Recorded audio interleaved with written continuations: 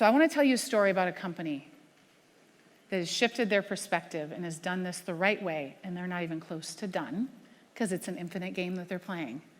But they've done a lot of things right. This is Lakeview Industries. They are a small manufacturing company in an unassuming industrial park in Chaska, Minnesota. There is nothing fancy about Lakeview. They make molded and extruded rubber parts. They work with 3M, Polaris, Toro, right? Anything that has rubber components. They've a 50-year-old family-owned business.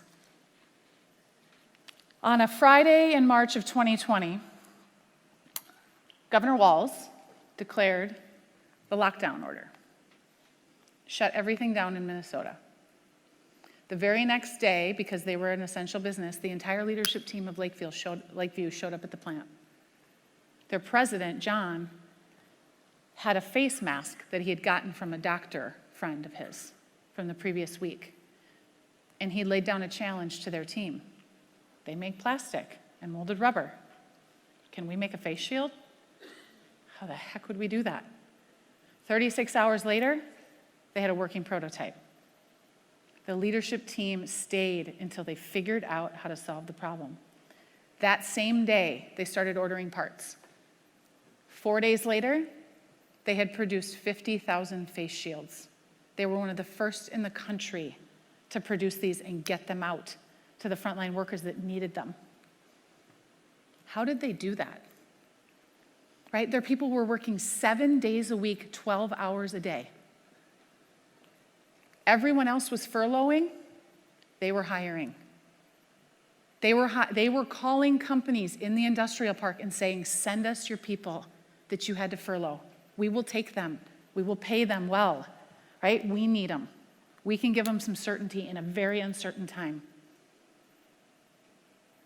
But what happened even more than producing face shields is they started to see the innovation and change that could happen in their organization. See, innovation and change doesn't have to be something fancy. Having a positive culture and employee experience doesn't come from Elon Musk level innovation. This is what they produced. A dumb looking face shield that nobody wants to wear, but we have to wear, right? But what that face shield actually represents to their business is a complete shift in mindset.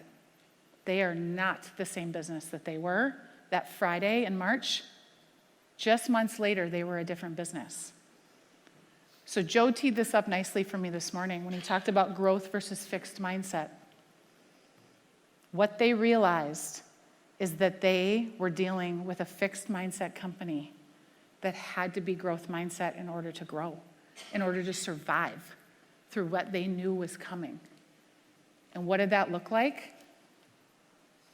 Figuring out what they knew they were capable of in something that we call creating a new employee agreement.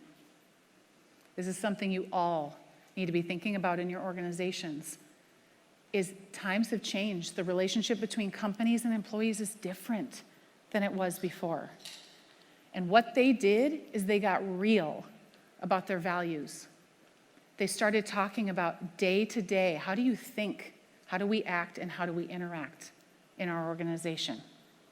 Those are your values at play, not the values on the wall that are on the poster or the little plaque that we give people at our desks. How do we show up every day and do this? And they started having more information flow, more communication with their people. They started sharing more and talking about the transformation that they were going through and starting to force that growth mindset. But you know what they expected in return? Growth. They told their people, we need you to change. We're going to meet you in the middle, but we need you to meet us halfway.